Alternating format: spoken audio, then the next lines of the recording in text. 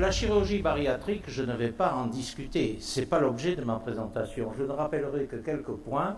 C'est que la chirurgie bariatrique a un succès absolument confirmé, les résultats sont remarquables dans les obésités morbides, qui expliquent la croissance exponentielle des interventions, 44 000 en France en 2013. Les techniques chirurgicales sont de plus en plus sûres et nous en avons eu une démonstration tout à fait évidente et spectaculaire à travers l'exposé qui a précédé le mien. Et la régression spectaculaire de la surcharge pondérale s'accompagne aussi d'une régression tout aussi remarquable des comorbidités qui accompagnent cette surcharge pondérale massive. L'efficacité de la chirurgie bariatrique sur l'évolution pondérale, je ne vais pas là non plus trop longtemps commenter, mais je vous présente cette diapositive qui est tout à fait spectaculaire et qui est issue de la Swedish Obese Subject Trial, où vous voyez que les trois techniques employées, l'anneau, la gastroplastie verticale calibrée qui ne se fait plus maintenant, et le court-circuit gastrique entraînent une chute de poids tout à fait remarquable dans la première année, avec un rebond lent de la reprise de poids, mais qui n'atteint jamais la valeur initiale. L'efficacité de la chirurgie bariatrique sur les comorbidités est absolument tout à fait exceptionnelle, tout au moins dans les 2 premières années. En effet, qu'il s'agisse du diabète, de l'hypertension artérielle, des apnées du sommeil, de l'hypercholestérolémie, on constate une disparition ou une régression très importante de ces comorbidités. Mais venons-en à l'objet principal de ma présentation, qui est la chirurgie métabolique. De quoi s'agit-il? Eh bien, c'est un nouveau concept qui est issu de la remarque suivante, c'est que la rémission du diabète après chirurgie bariatrique est beaucoup plus rapide que la décroissance pondérale, évoquant la mise en œuvre de mécanismes physiopathologiques différents de ceux indépendants de ceux régissant la perte de poids. Cette observation a donc conduit plusieurs auteurs à proposer une extension des indications chirurgicales se référant en priorité à l'état diabétique plutôt qu'à l'indice de masse corporelle. Mais nous allons voir que ces propositions tout à fait séduisantes, pour les diabétologues en particulier, doivent tenir compte aussi des incertitudes, il y en a beaucoup, vous le verrez, liées à de nombreuses inconnues, entre autres les critères de sélection des patients diabétiques, le devenir à long terme de ces patients après chirurgie, le choix de la meilleure technique opératoire et le rapport bénéfice-risque. Donc, quels sont les arguments en faveur de la chirurgie métabolique? Eh bien, je crois qu'ils sont au nombre de 2. C'est les échecs fréquents de la prise en charge médicale, avec la gravité qui s'ensuit des complications du diabète et des comorbidités associées. Et le deuxième argument, nous l'avons vu, c'est l'efficacité remarquable de la chirurgie bariatrique sur le cours du diabète. L'échec de la prise en charge médicale est illustré par de très nombreux papiers. Je n'en rapporte que quelques-uns. Un nombre important de diabétiques de type 2 suivis médicalement sont mal équilibrés. C'est ainsi que dans une étude parue récemment, on a vu que 43% des diabétiques traités médicalement ont une hémoglobine glyquée au-dessus de la normale admise. De nombreux diabétiques suivent mal leur traitement. Voilà une autre étude qui présente que 48% ne prendraient pas correctement leur traitement après 1 an, d'où la fréquence des complications du diabète. Et vous savez tous que le diabète est la première, tout au moins dans les pays évolués, la première cause de cécité, la première cause d'amputation, la première cause responsable des hémodialyses, des insuffisances rénales hémodialysées et un facteur de risque majeur des accidents cardiovasculaires, ce qui explique le coût très élevé du diabète, actuellement 17 milliards d'euros en France. Donc il n'est pas étonnant que devant ces résultats mitigés et pas très bons de la médecine, on se soit tourné vers d'autres solutions. Et là, le succès de la chirurgie bariatrique est tout à fait remarquable. Tout d'abord, dans une méta-analyse de 621 publications, Buchwald note que 78% des patients ont une rémission totale ou très complète. Le bénéfice significatif par rapport à la prise en charge conventionnelle a fait d'études de 5 études randomisées, car il n'y avait pas beaucoup d'études randomisées. Il y en a 5 actuellement. La dernière est celle de Schauer, qui est apparue en 2014, et qui va à 3 ans seulement. 3 ans seulement. Mais ces études randomisées ne sont certainement pas assez prolongées. D'autre part, on a montré que la chirurgie bariatrique assure un sevrage ou une réduction importante des besoins médicamenteux. On a tout récemment montré, ce qui n'avait pas encore été prouvé, qu'il y a une réduction des complications macrovasculaires et microvasculaires. Ça, c'est une publication récente. Une réduction de la mortalité. Et enfin, la chirurgie bariatrique coûte moins cher que le traitement médical. Que faut-il de plus pour être convaincu que la chirurgie bariatrique est l'avenir du traitement du diabète? Et certains auteurs, avec provocation, ont dit le traitement du diabète, c'est la chirurgie. Nous allons voir peut-être que c'est un peu excessif. En effet, de sérieuses réserves s'imposent. Tout d'abord, le risque chirurgical et les complications à long terme. L'absence de consensus sur les critères de sélection des patients. Le choix de la meilleure technique opératoire, le problème des rechutes, les incertitudes sur les mécanismes en cause expliquant la rémission rapide du diabète, et enfin le futur de techniques beaucoup moins invasives et beaucoup moins dangereuses que la chirurgie traditionnelle. Nous allons voir tout cela. Tout d'abord, le risque chirurgical. Alors le risque chirurgical, la mortalité opératoire actuellement a été considérablement réduite grâce au progrès de la laparoscopie et certainement aussi de la robotisation maintenant. Bon, la morbidité post-opératoire n'est pas négligeable. C'est ainsi qu'avec la pose des anneaux, il y a une morbidité post-opératoire qui, selon les auteurs aussi, j'ai mis le chiffre le plus bas, entre 4,6%, mais monte à 50% avec certains auteurs. De même, les problèmes avec la sleeve, le bypass, et surtout la dérivation biopancréatique qui, elle, est peu utilisée, qui est l'intervention la plus efficace, mais aussi la plus à risque. Mais c'est surtout les complications à moyen et long terme qui posent problème. Et ça, les publications n'en font pas toujours état. On présente les succès, mais on parle moins des complications à long terme. Et ces complications à long terme ne sont pas négligeables. Elles sont essentiellement le fait de carences vitaminiques en oligoéléments. Et si vous regardez la littérature, on vient par exemple très récemment de sortir des papiers sur le risque ostéoporotique chez la femme qui a subi des interventions de chirurgie bariatrique. On a également rapporté chez les femmes qui présentent une grossesse et qui antérieurement ont eu une intervention de chirurgie bariatrique des problèmes concernant le devenir fœtal, des absences de fermeture du tube neural. Très récemment, on a montré que le risque de suicide est beaucoup plus important chez les personnes qui ont subi la chirurgie bariatrique. On a publié des cas de Gaillet-Verny qui sont rares, mais ça a été publié. Et surtout, ce que les équipes multidisciplinaires doivent dire à leurs patients, c'est que c'est une intervention définitive et qui ne peut pas être reprise et qu'il est nécessaire d'avoir un suivi permanent par cette équipe multidisciplinaire. Or, si vous regardez les papiers honnêtes qu'il avoue, il y a parfois 50% de perdu de vue. 50% de perdu de vue. Et les patients, dans leur psychologie, pensent qu'ils ont été opérés, que leur problème est réglé et qu'ils n'ont plus besoin de revoir ni médecin ni chirurgien. Et c'est là qu'arrivent les ennuis. L'absence de consensus sur les critères de sélection des patients opérés, ça c'est un problème. Pour la chirurgie bariatrique classique, il n'y a pas trop de difficultés. Elle s'adresse à des obésités morbides. Et la cible, c'est l'obésité. Ici, n'oublions pas que la cible n'est plus l'obésité dans la perspective de la chirurgie métabolique, mais le déséquilibre métabolique, c'est-à-dire le diabète. Or, quels diabétiques sont candidats? Bien entendu, tout le monde va dire, les diabétiques, les candidats qui sont les plus indiqués, ce sont ceux qui sont mal équilibrés, multicompliqués. Ce seraient ceux qui devraient justifier en priorité le recours à cette chirurgie. Mais c'est aussi ceux qui ont le plus mauvais pronostic.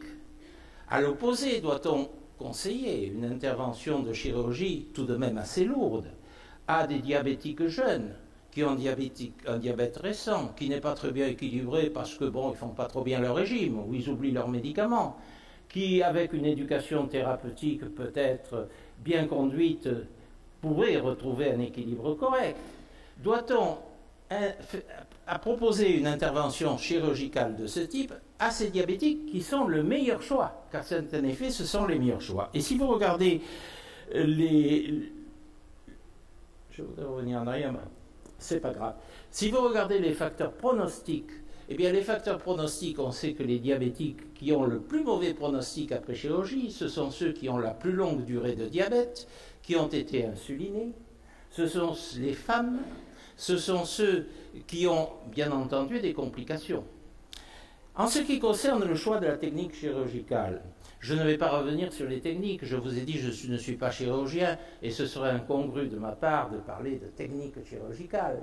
Mais j'ai sur cette diapositive montré les 4 interventions les plus classiques, c'est-à-dire qui se classent en 2 grands groupes. Il y a les interventions restrictives, l'anneau et la sleeve gastrectomie, et les interventions mixtes, à la fois restrictives et créant une malnutrition. Eh bien, le dilemme, c'est que les interventions les plus efficaces, essentiellement le bypass et mieux encore la dérivation bio-pancréatique, sont celles qui donnent le plus de complications. Et que, bien entendu, on aurait tendance à recourir à la sleeve. Alors le choix, je crois, dépend de l'expérience du chirurgien et de son équipe.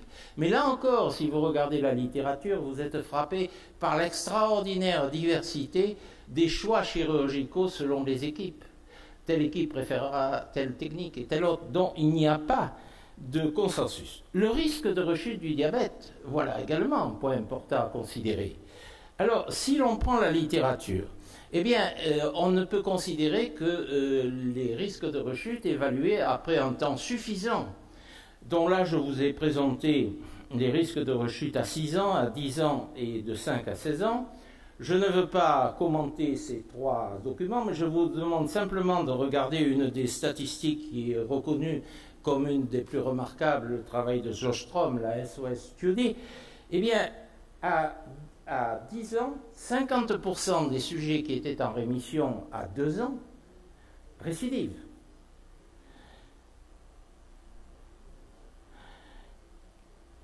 Alors, les facteurs pronostiques, je vous les ai déjà exposés, donc je n'insiste pas.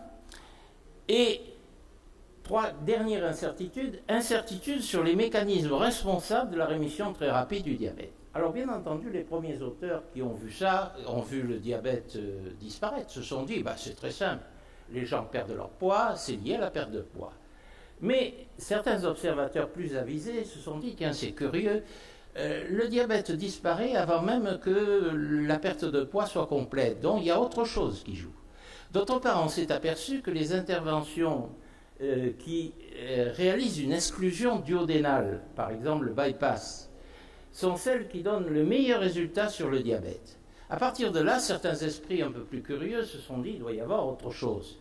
Et il y a alors à partir de là tout un cocktail d'hypothèses sur les mécanismes régissant la régression du diabète dont aucun, je dois le dire, n'a fait la preuve de sa véracité. Alors je vous les ai cités, je crois que le président m'en voudrait si je commentais parce qu'il me dira c'est trop long maintenant, puis ça ennuie tout le monde. La thyroïde hormonale, la sécrétion du GLP1, sous l'effet de l'iléon stimulé par l'arrivée rapide des aliments, l'amélioration de l'insulinosensibilité provoquée par la perte de la masse du tissu graisseux, la modification du microbiote intestinal qui est peut-être une voie d'avenir très intéressante dans ce domaine. Et puis, alors pour le duodénum, c'est important, et vous allez voir pourquoi c'est important, l'hypothèse de la sécrétion duodénale d'un facteur anti-incrétine. Et pourquoi c'est important? Parce qu'on a vu que les interventions qui excluent le duodénum donnent les meilleurs résultats sur la régression du diabète. Donc, vous allez me dire, mais en fond, ça intéresse les chercheurs, ça. C'est pas que les chercheurs, car en effet, une meilleure connaissance des mécanismes de régulation de la glycémie par l'axe antéro-insulaire devrait permettre de mieux appréhender et d'obtenir des progrès plus satisfaisants dans le choix de nouvelles techniques opératoires ou, qui sait, de nouveaux agents pharmacologiques. Et enfin, dernières incertitudes sur l'avenir de nouvelles techniques chirurgicales, et en particulier la chirurgie endoscopique. Alors là aussi, je ne vais pas trop commenter, ce n'est pas mon domaine, hein, mais je vous cite un exemple qui est actuellement en cours d'étude, c'est le manchon duodénal. Le manchon duodénal que l'on place dans le duodénum jusqu'à la sortie, à l'arrivée sur le jéjunum, et qui met la paroi duodénale à l'abri des aliments. Cela reposant sur l'hypothèse que la stimulation de la paroi duodénale par les aliments fait sécréter à cette dernière un facteur anti-incrétine qui nuit donc à l'action des incrétines sur l'insulinosécrétion. Alors, il y a une étude récente qui a été faite par De Jong. Bon, je n'insiste pas, il faut voir. Alors, me direz-vous, tout ça est très beau, mais est-ce qu'il y a eu des travaux, est-ce qu'il y a eu des études dans la littérature qui ont vraiment analysé l'évolution du diabète après chirurgie? Eh bien oui, il y en a quelques-unes. Quelques tentatives dans le diabète de type 2 avec un indice de masse corporelle inférieur à 35. Vous avez une méta-analyse de Fried qui concerne 16 études et qui a montré que dans 80%, on peut arrêter le traitement antidiabétique. Mais ces études ne sont pas toujours randomisées et ne sont pas à long terme. Et puis, je dirais, il faut avoir de l'audace pour faire ça. Il y a des auteurs qui ont appliqué ces techniques aux étapes prédiabétiques. Pas diabétiques, mais prédiabétiques. Je dis il faut de l'audace parce que quand on est prédiabétique, subir une intervention chirurgicale où on va vous couper les 3/4 de l'estomac, c'est un peu rude. Mais ça a été fait. Et il y a 2 auteurs qui ont montré que l'incidence du diabète chez les prédiabétiques à 5 ans est beaucoup moindre que chez les sujets prédiabétiques qui sont l'objet de thérapeutiques conventionnelles. Puis il y a d'autres tentatives, il y a le problème des adolescents obèses et diabétiques, il y a peu d'études là-dessus. Je crois qu'en Amérique du Sud, peut-être ici au Brésil, il y a eu des travaux, mais en Australie, il y a des travaux. À Paris, quelques cas ont été opérés par Tounian, et ce sont des indications très personnalisées et qui posent évidemment problème sur le futur, compte tenu des problèmes nutritionnels, et j'y reviens, qui sont primordiaux. Alors quand vous opérez un adolescent, est-ce qu'il va suivre exactement les contraintes, etc. Puis il y a le problème des diabétiques de plus de 65 ans. Alors là, il ne faut pas oublier que après 65 ans, c'est là qu'il y a le plus de diabétiques. Vous savez que le diabète est d'autant plus fréquent que l'on est plus âgé. Alors, doit-on, chez des diabétiques de 65 ans, qui ont un diabète souvent de plusieurs années, qui risquent des complications, doit-on envisager un traitement chirurgical lorsque les traitements médicaux conventionnels ne réussissent pas, soit parce qu'ils ne réussissent pas, soit parce qu'ils sont mal suivis? C'est un problème, car en effet, la chirurgie bariatrique appliquée à ces sujets expose à des risques de sarcopénie, des risques psychiatriques. Il ne faut pas le perdre de vue, de dépression, de suicide, d'ostéoporose, manque de recul, d'expérience. Je voulais également vous signaler un fait, je ne sais pas si les chirurgiens bariatriques au Brésil l'ont vu, ça, c'est que la rémission rapide du diabète après chirurgie bariatrique fait courir un risque d'aggravation de la rétinopathie si elle n'a pas été lasérisée avant. C'est un peu comme après, lorsqu'on met des pompes à insuline. Ça a été publié. Et puis, il y a le problème de la prévention des complications de la grossesse chez la femme obèse et diabétique. Alors, il est recommandé, certains auteurs ont publié des données qui montrent que des femmes obèses et diabétiques opérées par chirurgie bariatrique et qui ont ultérieurement une grossesse, voient cette grossesse se dérouler beaucoup mieux que chez celles qui restent obèses non opérées, et surtout que les enfants nés chez ces femmes opérées ont un avenir métabolique supérieur. Mais là aussi, il faut de grandes précautions. Il faut qu'après chirurgie bariatrique chez la femme enceinte, il y ait un délai suffisant de stabilisation du poids. Et il faut s'assurer qu'il n'y a pas ni de facteurs psychiatriques, et qu'il n'y a ni d'addiction à l'alcool ou de troubles du comportement alimentaire. Voilà, j'en arrive à la conclusion. Alors, que peut-on dire? En opposition avec la prise en charge médicale, la chirurgie bariatrique a confirmé son efficacité dans le traitement de l'obésité morbide et de leurs comorbidités, dont le diabète de type 2. Ça, personne ne le discute. La régression ou la rémission post-opératoire du diabète dépend de mécanismes indépendants de la perte de poids, ce qui a engagé divers auteurs à proposer une solution chirurgicale à des sujets diabétiques présentant un indice de masse corporelle inférieur à 35, mais situation non reconnue actuellement par la Haute Autorité de Santé ni par le NIH aux États-Unis. Ça, c'est un problème très important. En effet, vous avez le Diabetes Summit qui a proposé d'opérer des diabétiques mal équilibrés entre 30 et 35, et également l'International Diabetes Federation qui a fait la même proposition. Mais pour l'instant, rien n'a bougé. Or, il y a un problème pour les chirurgiens, c'est que si se hasardent à opérer des sujets en dehors des règles imposées par la Haute Autorité de Santé en France, s'il arrive un ennui chirurgical, s'il arrive quelque chose, qui sera responsable? Et je dois vous dire qu'aux États-Unis, les compagnies d'assurance ne prennent pas en charge les diabétiques qui sont opérés en dehors des règles précises, c'est-à-dire l'indice de masse corporelle 40 ou 35 s'il y a une comorbidité. Le risque de complications périopératoires et de suites compliquées doit conduire à peser bien sûr le bénéfice-risque cas par cas dans une démarche pluridisciplinaire. Et là, je voudrais mettre en garde contre le risque de voir fleurir des centres de chirurgie bariatrique appliqués au diabète, parce que c'est une énorme clientèle, ces diabétiques, finalement, pour des raisons qui n'ont rien à voir avec l'intérêt de la santé. Seuls doivent être autorisés des centres pluridisciplinaires, agréés, parfaitement au point au plan technologique.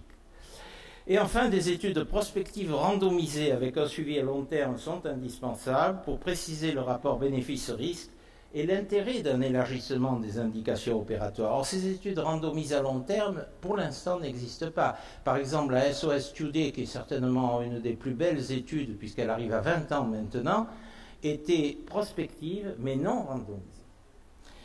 Considérée comme le diabète comme une affection chirurgicale est donc une hypothèse séduisante, mais je crois prématurée, et dont je laisse à votre réflexion ces commentaires d'un médecin ordinaire qui n'est pas chirurgien et qui risque d'avoir les critiques chirurgicales, mais enfin il m'a semblé intéressant de vous présenter ces données car elles appellent à beaucoup réfléchir. Je vous remercie. Merci Claude. Merci.